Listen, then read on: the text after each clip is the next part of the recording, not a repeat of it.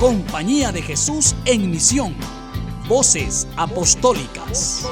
Eres tú, Ignacio, nuestro guía y animador. Muy buenos días, querida audiencia. Bienvenidos y bienvenidas a su programa Compañía de Jesús en misión, Voces Apostólicas. Hoy tenemos en la cabina de Radio Progreso a nuestro querido amigo y compañero Tomás Cacho. Tomás Cacho es sacerdote jesuita y es miembro del equipo de reflexión, investigación y comunicación de la Compañía de Jesús y de Radio Progreso. Agradecemos anticipadamente a Tomás Cacho por su entrevista y por su disponibilidad para compartir con nosotros en nuestro programa. Bienvenido, Tomás Cacho. Muchas gracias, muchísimas gracias por invitarnos a este espacio de Voces Apostólicas en este día de hoy. Estimado padre Tomás Cacho, ¿podés presentarte y decirnos dónde naciste y dónde creciste? Sí, como has dicho, mi nombre es Tomás Cacho, Tomás Jesús Cacho Álvarez. Yo nací en la comunidad de Sangrelaya, es una comunidad garífuna, es completamente garífuna y ahí estuve hasta mis 17 años, nací de ahí. Para ubicar a algunos que quizás le desconozcan un poco el territorio o no ubican la comunidad de Sangrelaya, la comunidad de Sangrelaya es una comunidad garífuna en el departamento de Colón, municipio de Iriona, precisamente ahí a unos minutos desde la cabecera municipal del municipio de Iriona. Ahí es Sangrelaya. ¿Y cómo nació tu vocación a la Compañía de Jesús?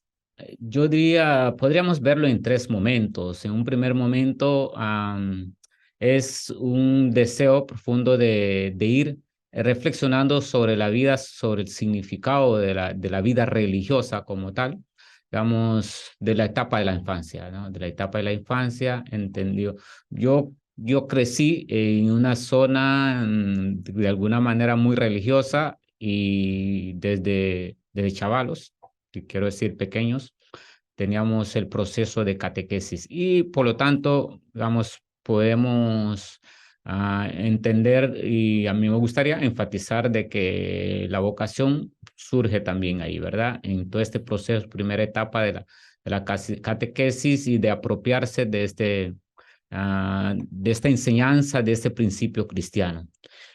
En un segundo momento podríamos entonces ya ir viendo todo el tema de la importancia de ir entender la vida, entender mi compromiso cristiano también con el compromiso con la cultura, compromiso con mi identidad como garífuna y todo esto. Y en un tercer momento, el encontrar, digamos, concretar estos compromisos a partir desde la Compañía de Jesús, conociendo a los jesuitas, ya que eran los sacerdotes también que estaban en la parroquia en ese momento. ¿Y dónde hiciste tus etapas de formación como jesuita, Cacho? Mi etapa de formación, la primera etapa la hicimos en Panamá. Ahí tenemos el noviciado, aún todavía lo tenemos ahí. Y ahí estuve los primeros 2 años de acercamiento y de enriquecernos de esta etapa de la espiritualidad ignaciana y conocer también la Compañía de Jesús, ¿no? Y que la Compañía de Jesús pudiera conocer a uno para ir viendo también el proceso de la incorporación a través de los votos del bienio. Y esa primera etapa del noviciado me caló mucho. Digamos, ese primer momento de salir fuera y lejos de la familia siempre es un poco complicado para uno, ¿no? Una ruptura. Sí, y esa ruptura es, digamos, un poco difícil Claro, porque sí. uno no esperaba Sí. vivir lejos fuera de la familia y todo esto. Pero también ayudó muchísimo a ir comprendiendo también la misión, digamos, y ese tema del llamado, ir a ruptura y tomar distancia e ir adquiriendo nuevas familias, nuevas relaciones y todo esto. Luego, ¿cuáles son los trabajos apostólicos que has realizado en la Compañía de Jesús, Cacho?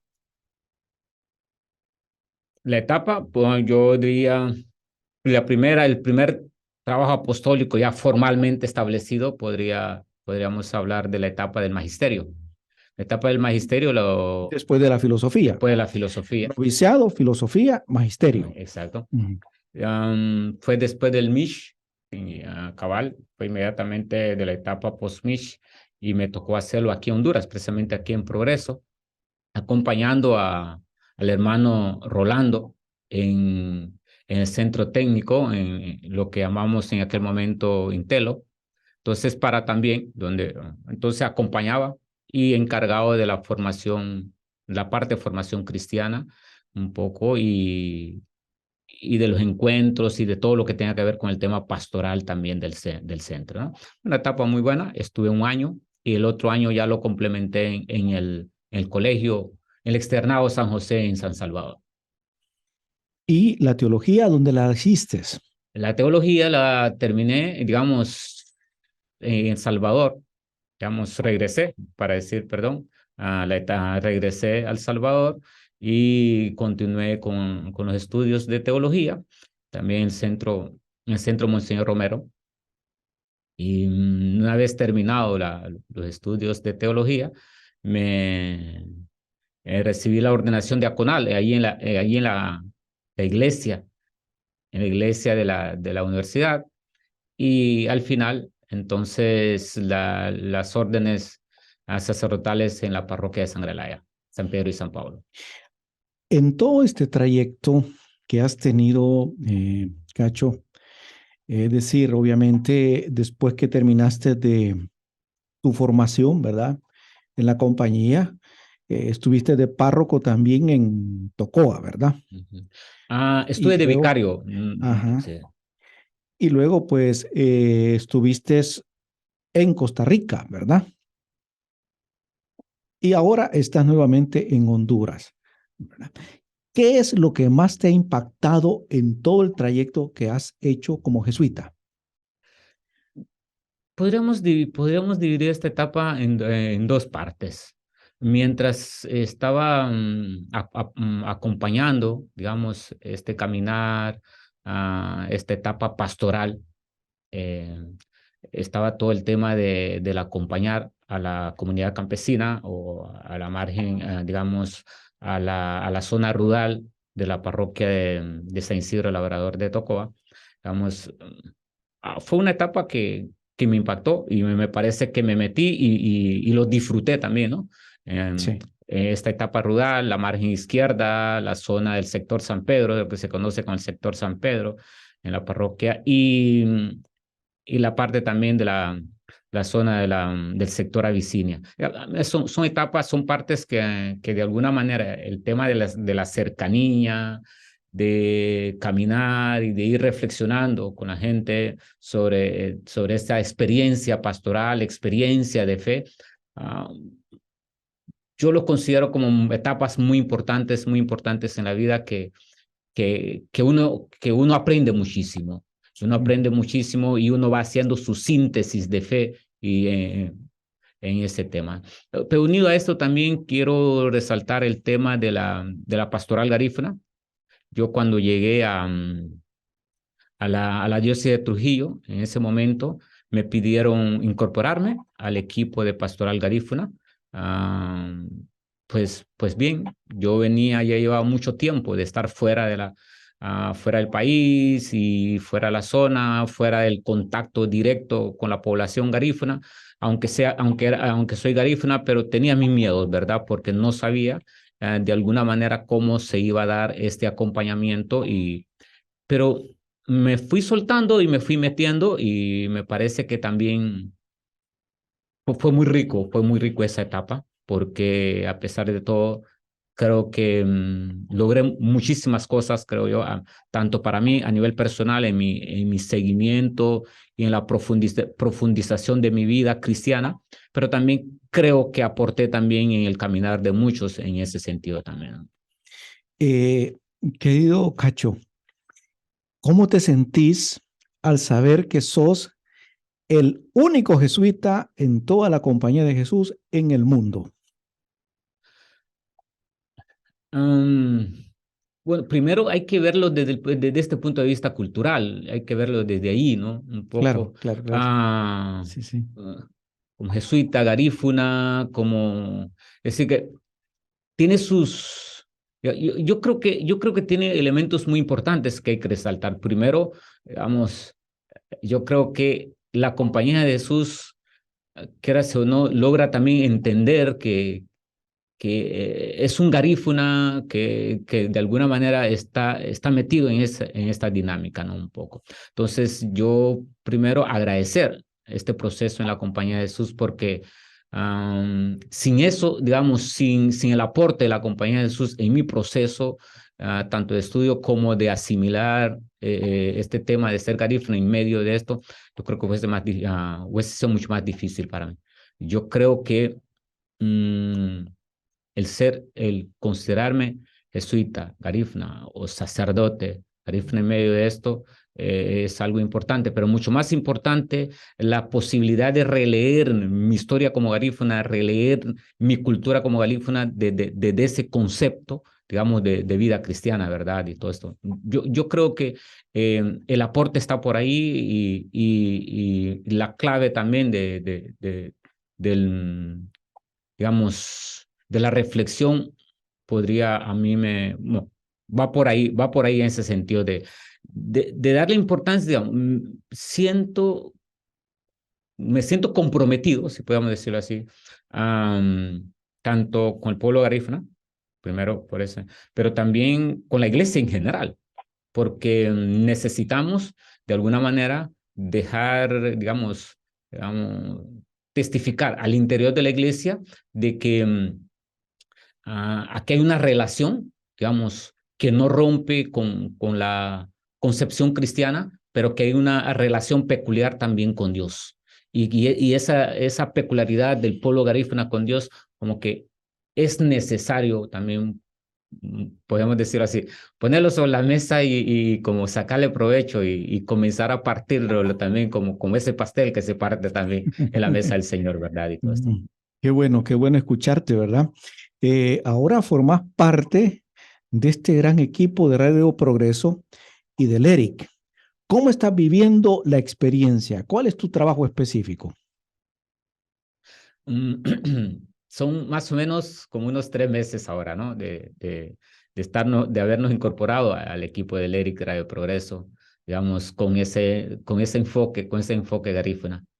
¿Cuál es el trabajo específico? Yo no sé si definir en este momento el trabajo específico. Así es.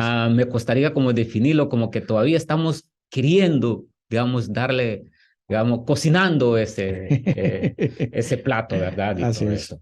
Entonces, hemos visitado las comunidades garífunas. Para mí, me digo, independientemente de ser garífuna, pero el visitar, el querer entrar a cada comunidad y compartir y conocer, es un aporte muy importante, tanto para mí, digamos, a nivel personal, me parece también un aporte para el ERIC Radio Progreso, porque eso permite que la institución entre y también camine y acompañe el caminar, la dinámica del pueblo garífuna.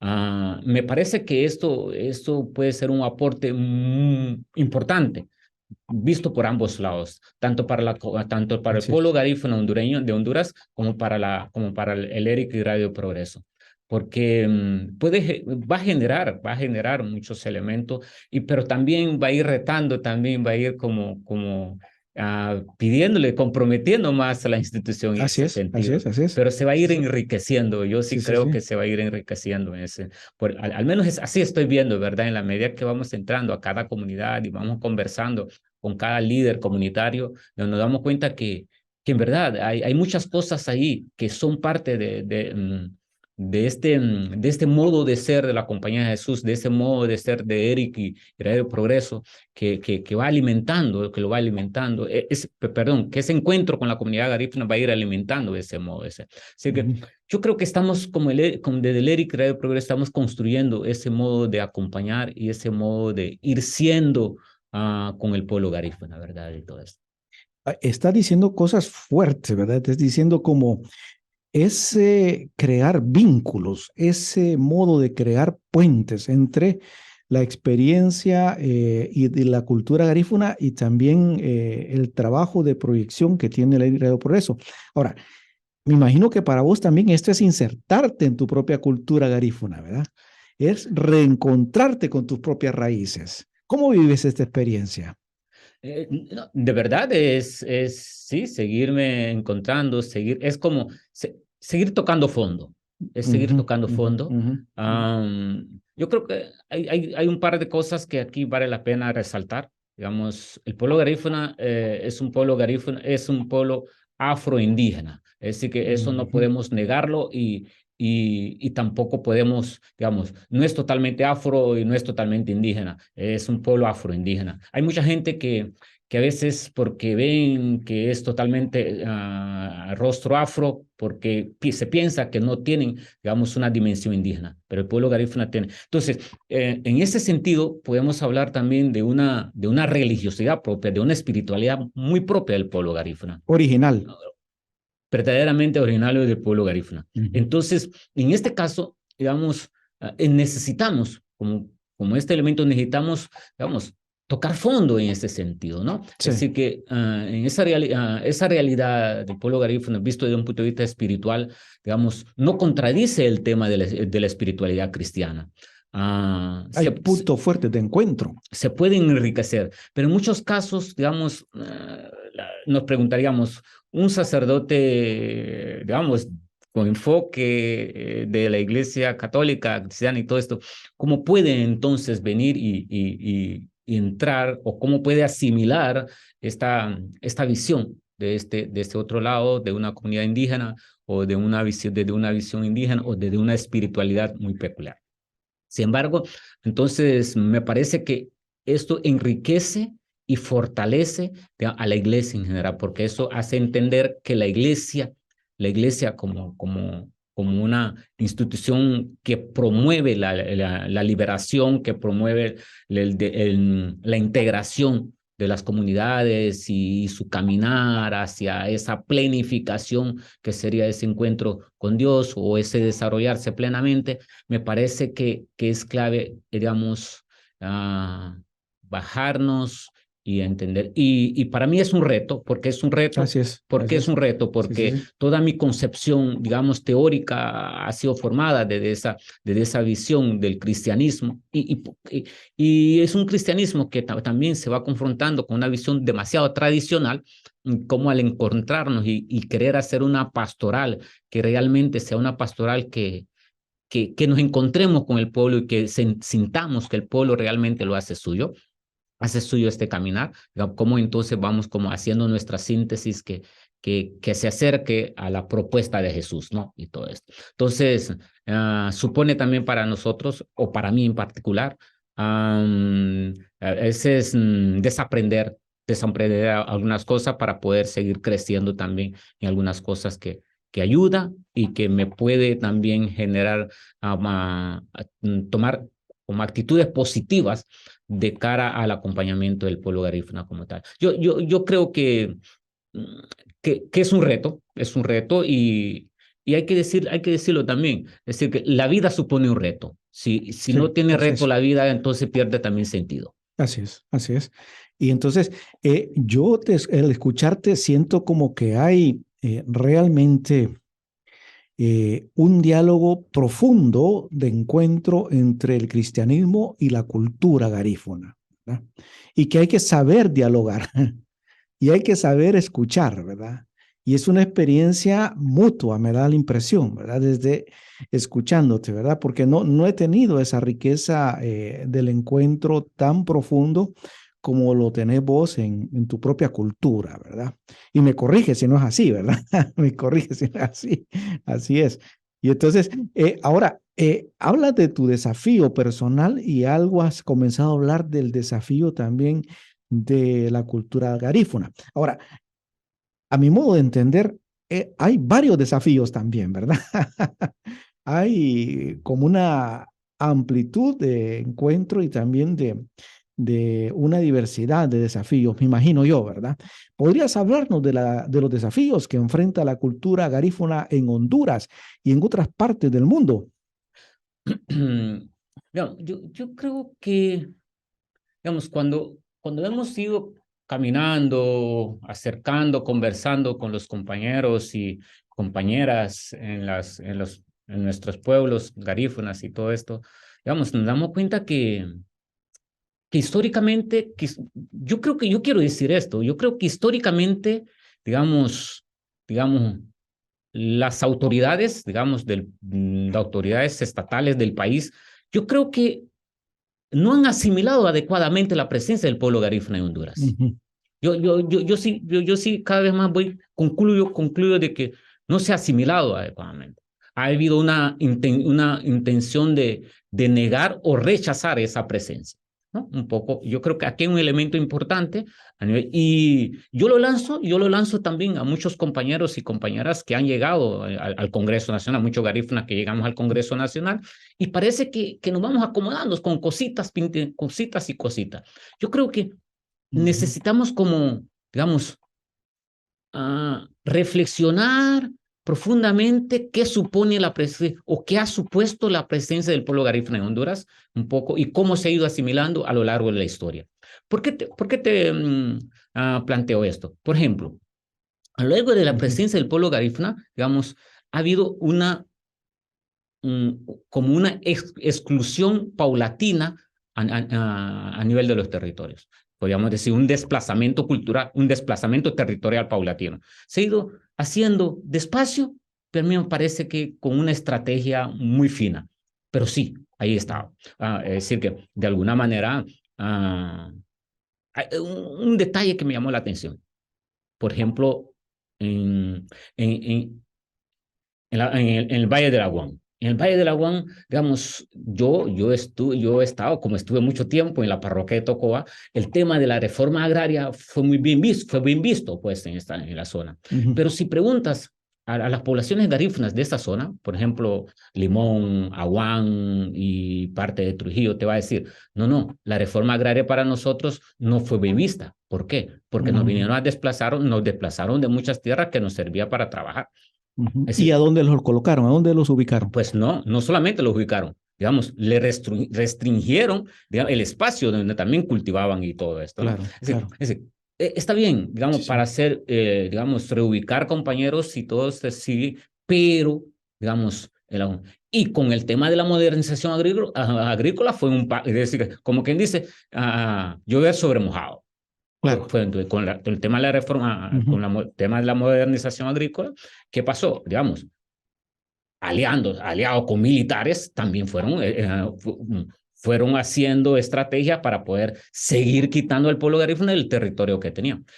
Al final, ¿qué pasó con esto? Digamos, y de repente a veces se dice, no, que los garífunas, toda su mirada es Estados Unidos. Sí, toda su mirada hacia Estados Unidos. ¿Por qué? Porque tampoco se ha generado espacios para provocar, digamos, trabajos y poder llenar las condiciones básicas. Obviamente, entonces, para seguir soñando en condiciones, para cubrir, digamos, seguir soñando para poder llenar las condiciones de vida, hay que migrar. ¿Y qué ha pasado en esa migración? En esa migración, pues se va dejando tierra, pero también otros entonces van acaparándola. Es decir, y que no son garífunas. Exacto.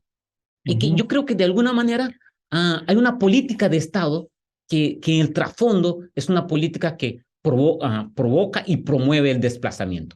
Y a mí me pareciera que poco a poco, como dicen algunos, le están intentando hacer sándwich al pueblo garífuna. Por una parte, por la parte de la costera, intentando acaparar la costa por el tema del turismo, y por otro lado, por parte de la montaña, digamos desplazándolo un poco esto. Yo creo que, y en el fondo, no hay una voluntad para poder, digamos, abordar ese problema y en verdad solucionarlo como debería de ser. Digamos, la pregunta es, ¿por qué? Yo creo que vale la pena en algunos momentos entonces también poner eso sobre la mesa y invitar. Yo creo que a los compañeros y compañeras que están muy cercanos al tema, a la dinámica de los gobiernos, que podamos un poco también tomar en serio un poco la presencia del pueblo garífuna en Honduras y bueno, abordar ese tipo de problemática que también les ayuda para que tengamos en verdad y consolidemos las poblaciones garífunas. Bueno, señalo esto como uno de los grandes desafíos del pueblo garífuna en Honduras, ¿verdad? ¿Hay otros podríamos ver también el tema religioso como tal. Yo creo que también, no es que no he venido como para señalar, pero me parece que vale la No, pena es importante decirlo, resaltar ¿verdad? cosas, ¿verdad? Y todo Sí, eso. sí. Por ejemplo, el tema religioso como tal. Digamos, del tema religioso, a mí me parece que nosotros como sacerdotes, digamos, yo quiero ubicarme desde ahí como sacerdotes un poco, necesitamos acompañar al pueblo garífuna, digamos, tomando en cuenta, digamos, su cosmovisión y a partir de allí poder entonces intentar hacer un trabajo de evangelización desde adentro. Pero me parece que más allá de querer hacer una evangelización desde adentro, seguimos la política, o mejor dicho, la metodología de la evangelización del colonialismo.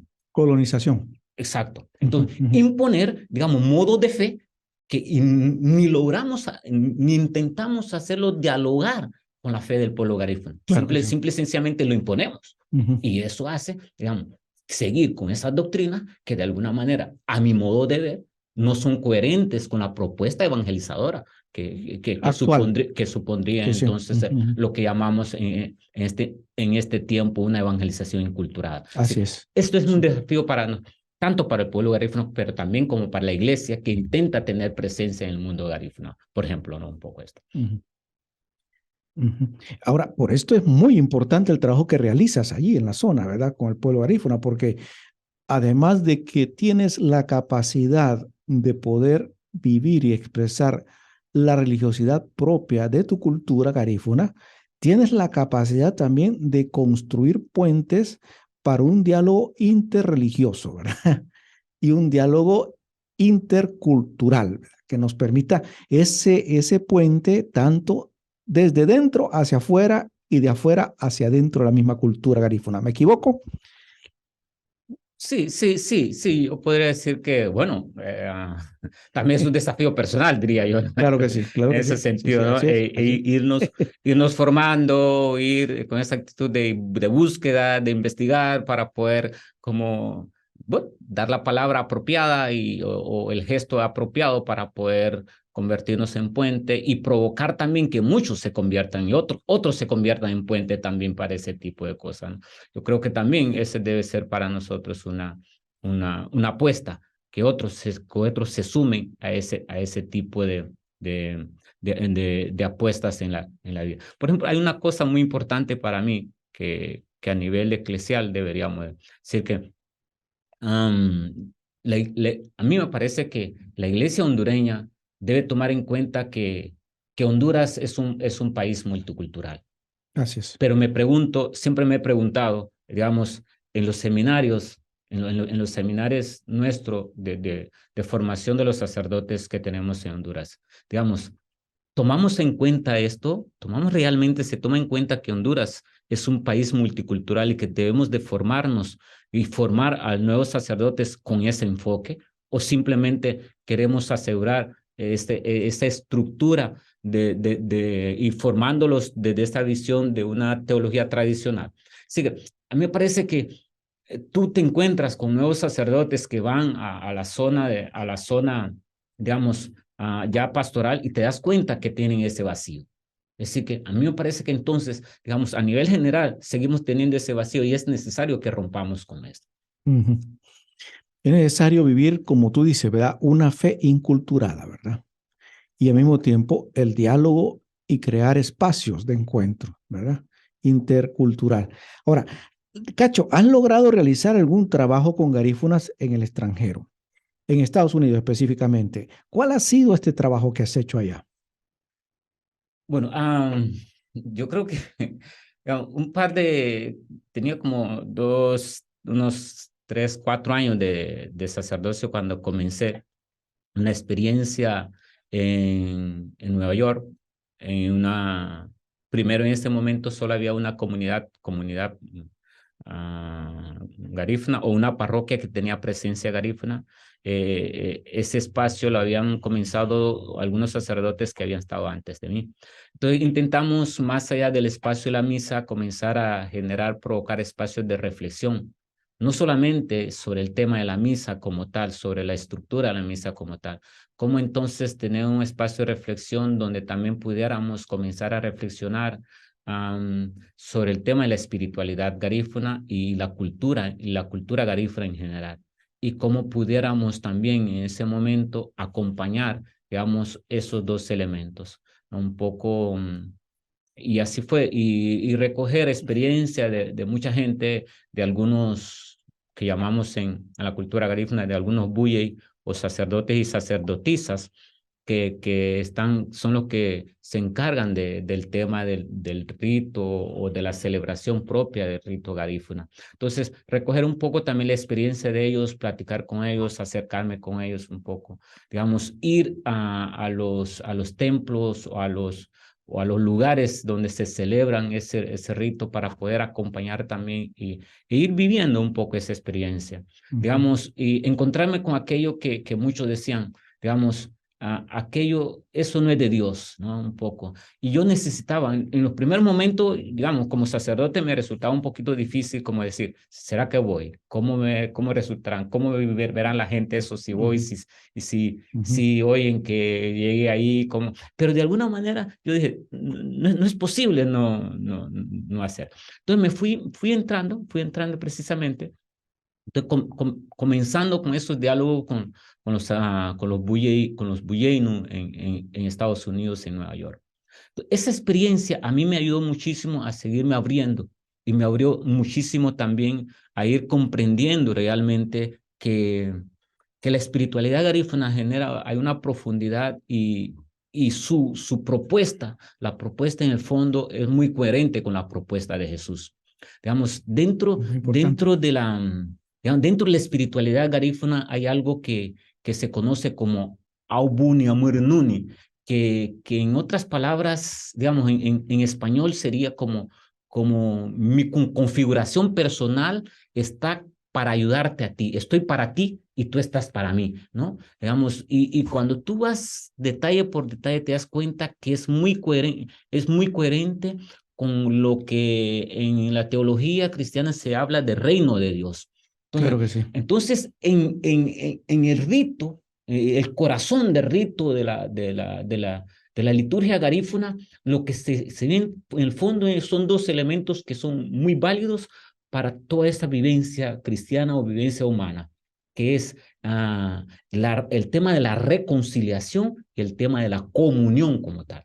Entonces, si esos dos elementos es importante, digamos, la búsqueda de la comunión de la familia, que la familia como un pequeño segmento de la familia universal, entonces yo al final me doy cuenta que no hay discrepancia. No hay contradicción. Sí, no hay contradicción realmente entre esa espiritualidad garífuna, lo que se busca en eso y lo que realmente Jesús ha planteado en la propuesta del reino de los cielos, del reino de Dios. Muy importante, querido Cacho. Ahora, hay que sistematizar esa experiencia, ¿verdad? Y al mismo tiempo hay que darla a conocer, porque es como también un modo de sentir que hay semillas del reino de Dios en la cultura garífuna y en todas las culturas del mundo también, ¿verdad? Y que es, obviamente, un proyecto de Dios universal, que no es solamente un proyecto de Dios que se reduce a una sola cultura, ¿verdad?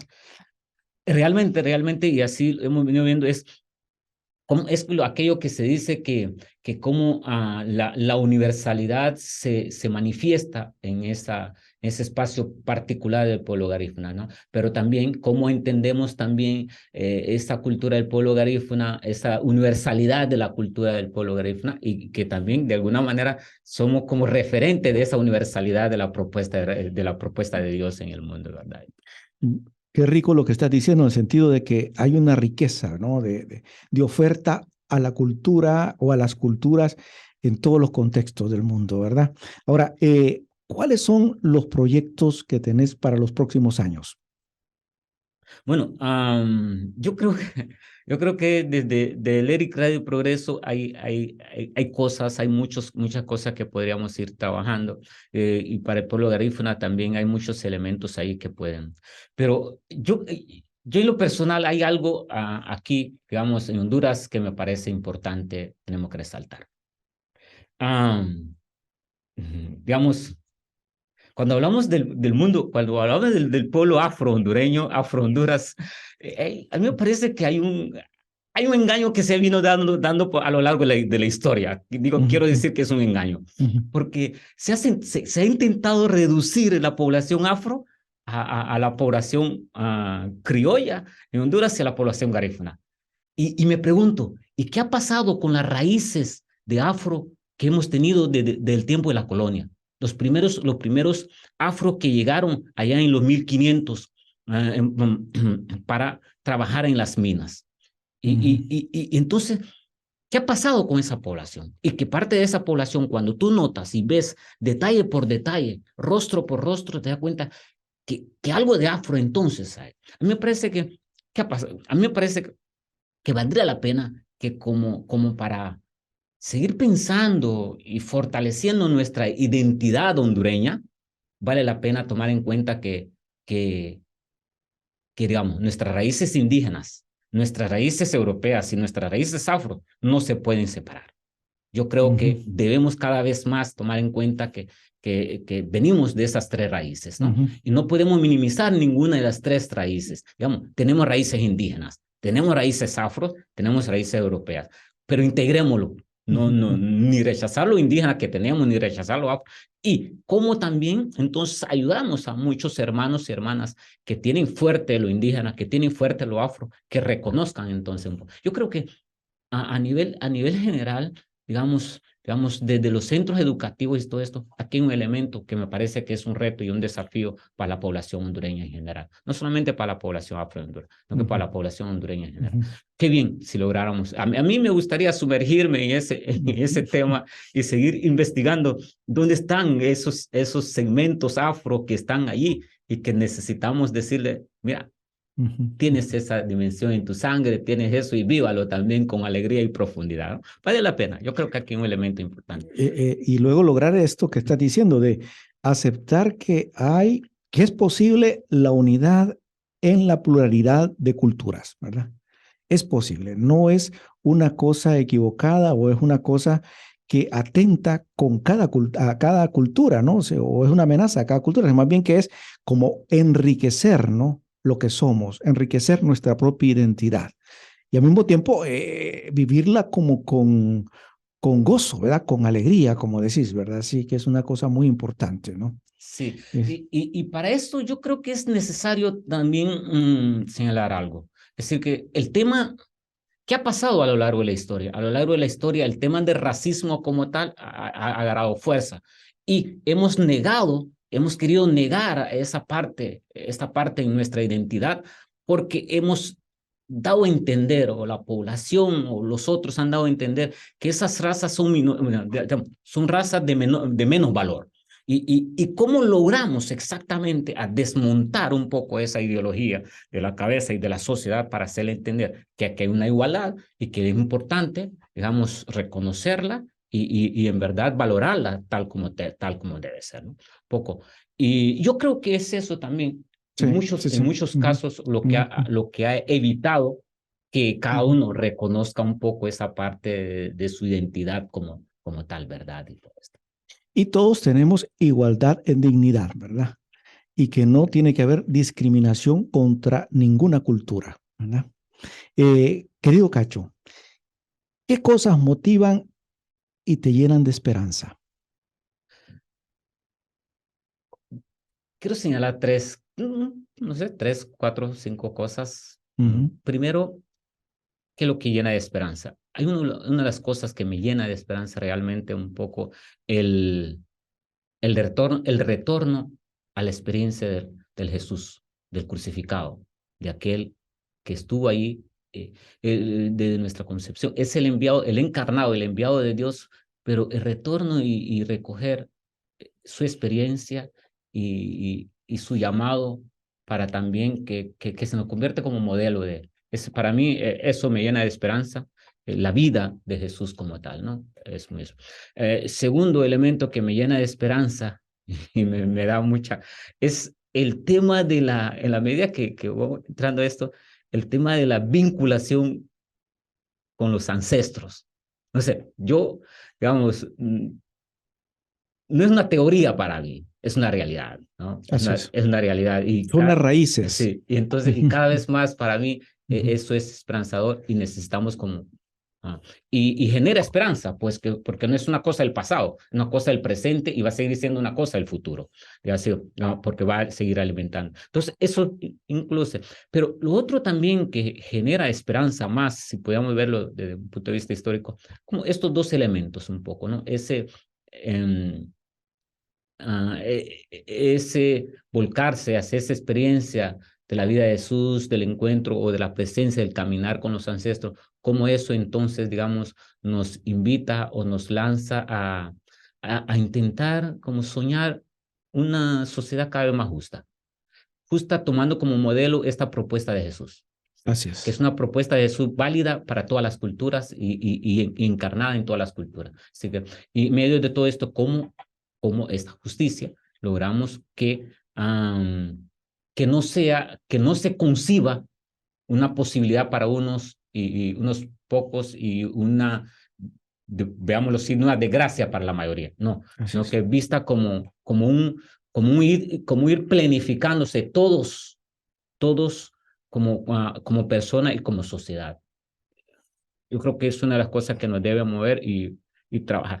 El otro elemento, un cuarto elemento que me parece es clave, es el tema, la capacidad de, en medio de esto, saber comprendernos los unos con los otros. Yo creo que en la medida que sepamos entonces comprender que cada uno tiene esa capacidad orientada hacia esa búsqueda, esa plenitud, hacia ese salir, digamos, hacia ese ser, entendámoslo como la búsqueda de la felicidad, un poco, si podemos verlo así, como que también de esa manera estamos siendo conscientes de que tenemos un espacio en la mesa del Señor, lo que Rutilio decía, digamos, un espacio en el banquete del Señor.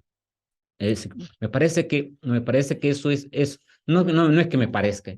Yo lo veo como signos esperanzadores de que vale la pena entonces ir hacia ello, ¿no? Entonces, un último elemento, me parece como quinto elemento que es esperanzador, cómo convertir entonces que nuestras instituciones eclesiales y no eclesiales, sociales y todo esto, a partir, ¿no?, de que somos conscientes de que no somos perfectos, pero cómo a pesar de esto, digamos, intentamos por convertirnos o por sembrar esta semilla, esta semillita del día a día, aunque con pequeñas cosas, pero cómo intentamos poner, digamos, hacer la diferencia en el día a día, ¿no? Para hacer la Así es. diferencia, para hacer. Así Yo es. creo que cuando ves instituciones, ves personas también que hacen eso, no, de alguna manera llena de esperanza también. Muy bien. Cada cual con su taburete en la mesa del reino tiene un puesto y una misión. Así lo decía Rutilio Grande, ¿verdad? Gracias. Sí, querido Cacho, hay muchas personas de la cultura garífuna que te están escuchando. ¿Quieres expresar algún mensaje en lengua garífuna para todos los oyentes garífunas que están escuchándote en Voces Apostólicas? Bueno. ¿Qué decir? Fume de muga que ya tengo un hamuga la lida ugueveyu sereme. Pero frumeti hamuga sereme hani le lumba sereme hani lubaba. Bungi baba le wauge le sun flas. Le libiama que musla wa sereme hani nuga bela wa free dungi lulishu were lulishu watwa di hon sungriye. Pero l'ultima gayara timala hamuga sun la wanhi sun la wagu lu waduni katele au belagunda lu wanyu sun golo lida aba la usara wa menigini. Sí, que eso. Muy bien, querido Cacho. Me imagino que no puedes decir en 2 palabras lo que dijiste en garífuna. Bueno, ese era el intento de decir en 2 palabras, de decir lo que dije en garífuna, pues solamente que no puedo traducirlo literalmente. ¿Qué quise dar? Quise primero pedir que era necesario agradecerle a Dios Padre. En la cultura garífuna, el referente a Dios es Baba.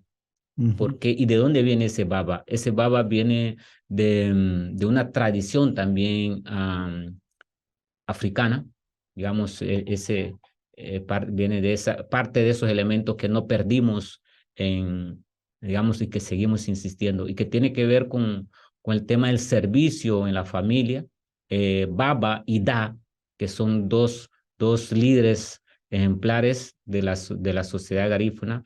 Baba es el padre, Da es la lideresa de la casa que transmite todos los valores y que está ahí siempre pendiente. Es la modelo, Da es la modelo. Entonces, Da es como lo que podría ser para el pueblo garífuna. Si logramos reflexionar sobre ello, nos damos cuenta que la visión de Dios para el pueblo garífuna está siempre vinculado entre Baba y Da, lo que podría ser un Dios padre y madre. Muchas gracias, querido Cacho.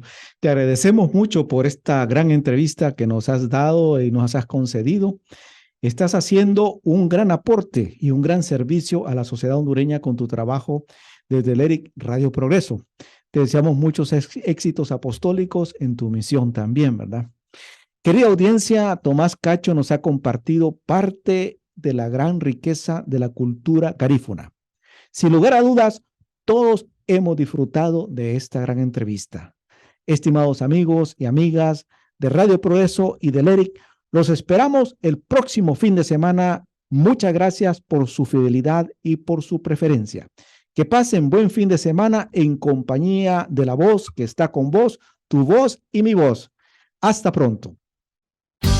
Compañía de Jesús en Misión. Voces Apostólicas. Eres